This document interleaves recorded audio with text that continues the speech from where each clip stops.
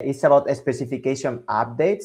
Sometimes when working with external consultants, they may ask you to update certain elements because maybe the manufacturer changed some specifications. You want them to be to be updated in the model. For that, I also prepare an example. I'm going to work with hardware, with doors hardware. So if I select, for example, this door, and I go all the way down, I can see there is a hardware parameter, and this one is DD. This makes reference to the hinges, the handle of the door as well. If I'm not wrong, this is one of the doors. Yeah, this is one of the doors that have the hardware EE.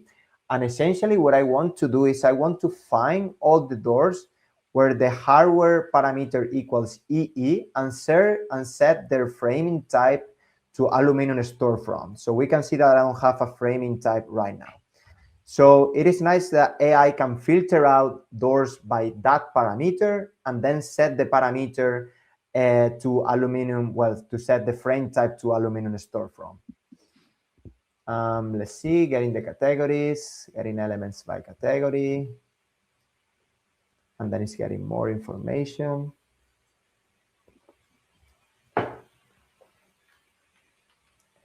Just wondering, Jaime, yes? Once it's processing, because we are talking a lot here about, the architectural elements, but can I, for example, as a BIM coordinator, I see that there are some BIM requirements related to information inside specific objects, let's say air handling units and cable carriers.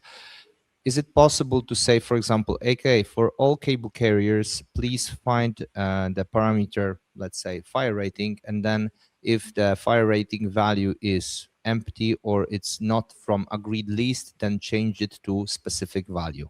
For example, yes. Let's say that, yeah. Yes, right. Yes. Well, one of the examples we do more often, I didn't do it today because we have been doing that example for like a year now, but it's it's about fire rating. So that example is about extracting fire rating parameters and adjusting the units. So some of the units were wrong, where some of them were in hours, other in minutes. And essentially, AI was able to extract the most common formatting of the parameters and then adjusting them to the proper format. So that's something that is, of course, possible. Yeah. All right. But for example, I just wanted to show a simple example as fire rating, which is a hard-coded parameter in Revit. But if, for example, I have a parameter called Ignacy, and this parameter is my shared parameter, which is a text parameter, is it possible to operate on that parameter as well? And let's say, yeah, no okay, this parameter need to have a specific way to update it, or a specific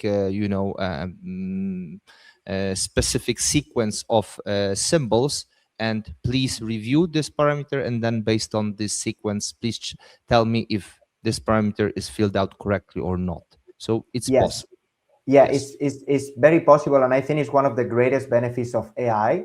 Well, apart from that, I mean, when we think about parameter, we tend to think about text, but one of the things is that parameters can be element IDs, can be doubles, can be numbers, can be angles, can be, for example, view templates. And one of the nice things is that our tools allow for changing all types of parameters.